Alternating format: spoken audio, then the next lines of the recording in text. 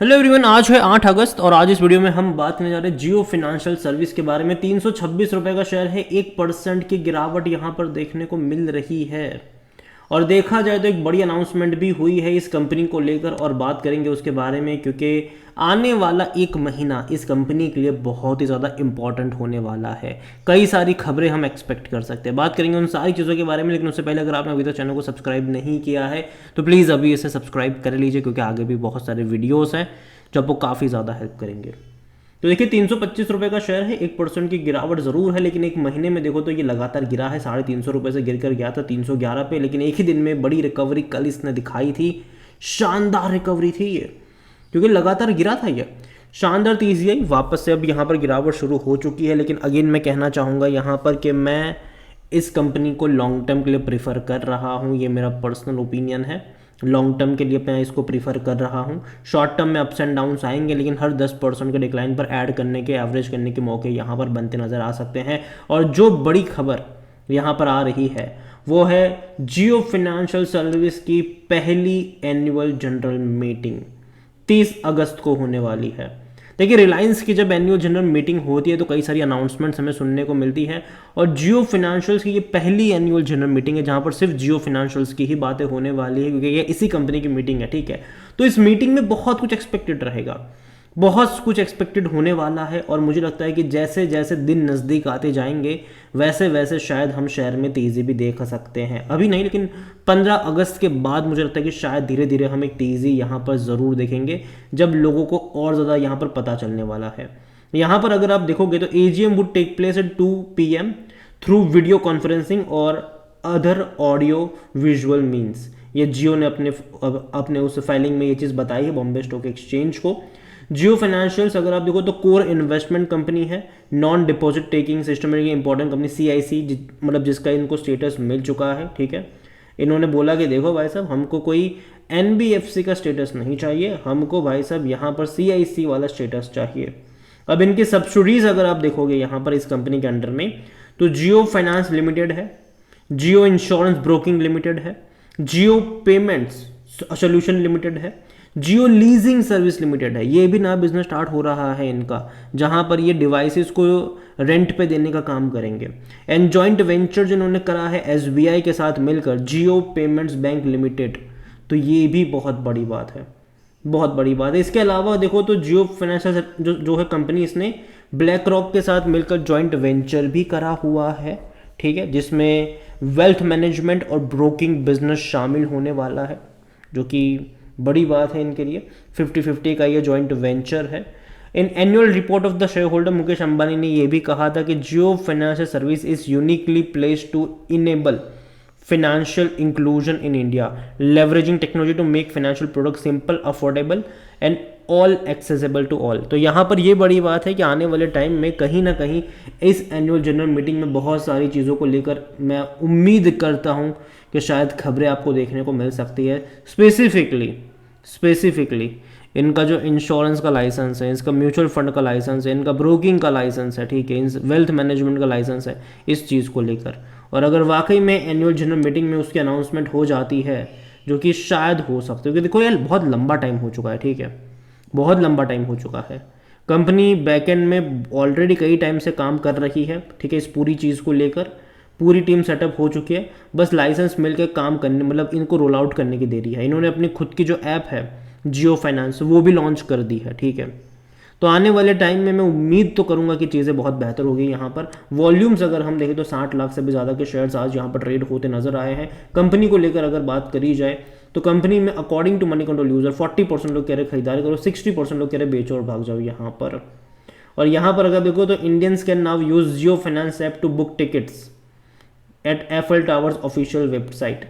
देखो यार, तो जियो फाइनेंस ऐप ना बहुत कुछ करने वाली है फ्यूचर में, बहुत कुछ।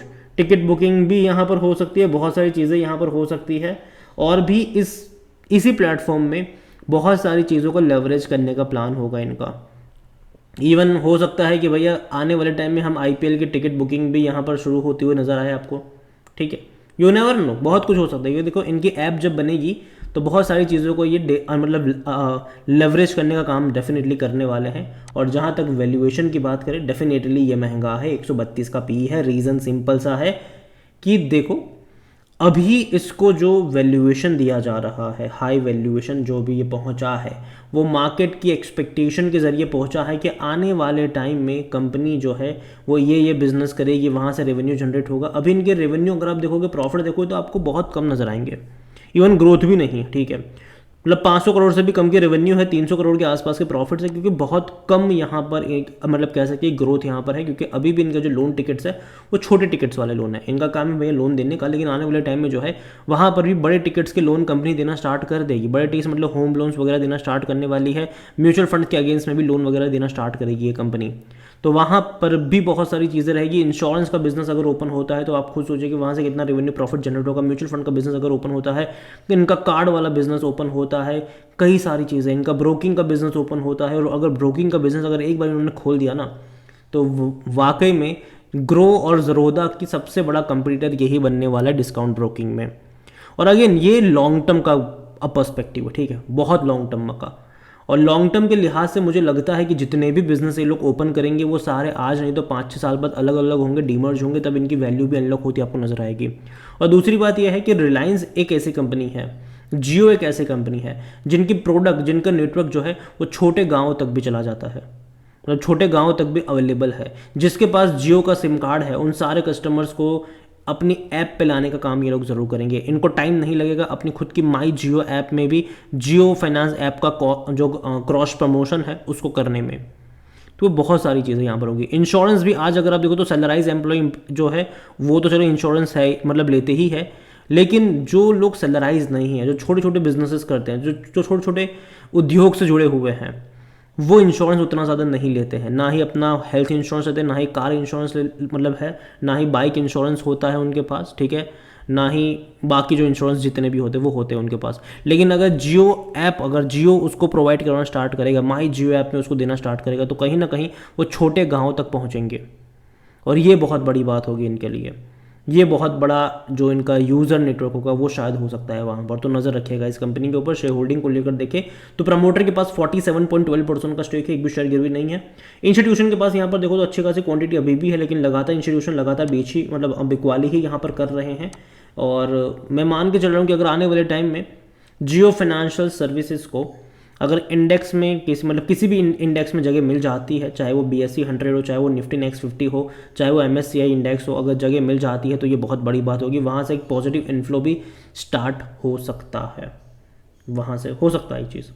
रिटेल और अदर्स के मिलाकर 23.44% की होल्डिंग, जिनमें से रिटेल इन्वेस्टर 15.82% पर, जो अदर पार्टीज है वो 7.62% का स्टेक यहाँ पर लेकर बैठे। ओवरऑल अगर मैं बात करूँ इस कंपनी को लेकर तो अगेन लगातार बड़े डिक्लाइन से गुजरा ज़रूर है, लेकिन जैसे कि मैंने कहा खबरों का बाजार जिस दिन गर्म होगा ये बड़ी तेज़ी दिखाएगा। अभी अगेन मुझे पसंद है यहाँ पर, लेकिन मैं ये नहीं कह रहा हूँ कि मतलब यहीं से तेज़ी दिखा देगा, टाइम लगेगा। अभी भी बॉटम कहाँ बनेगा ये मैं नहीं जानता हूँ, लेकिन मुझे लगता है कि एनुअल जनरल मीटिंग से पहले एक तेज़ी ज़रूर ये दिखा सकता है। और बाद में डिपेंड करेगा एनुअल जनरल मीटिंग की अनाउंसमेंट के ऊपर कि क्या अनाउंसमेंट हो रही है, ठीक है, क्या अपडेट्स निकल कर आ रही है, कौन कौन के बिजनेसेस के बारे में यहाँ पर बातचीत हो रही है।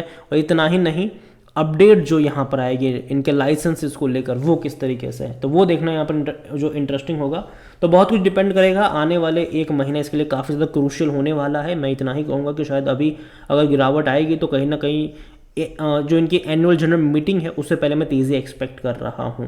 बाद में कि उसके बाद की जो तेज़ी रहेगी या फिर गिरावट रहेगी वो डिपेंड करेगी इनकी एनुअल जनरल मीटिंग के ऊपर कि वहाँ पर क्या डिस्कशन हुआ है। अगेन ये मेरा पर्सनल ओपिनियन है, कोई भी इन्वेस्टमेंट एडवाइस नहीं। वीडियो को यहीं पे एंड करता हूँ। पसंद आया हो तो लाइक करें, शेयर करें, चैनल पर पहली बार है तो प्लीज़ सब्सक्राइब करें। और जियो फाइनेंशियल सर्विस के बारे में आप क्या सोचते हैं वो भी आप मुझे कमेंट में लिख के बता सकते हैं। Thank you.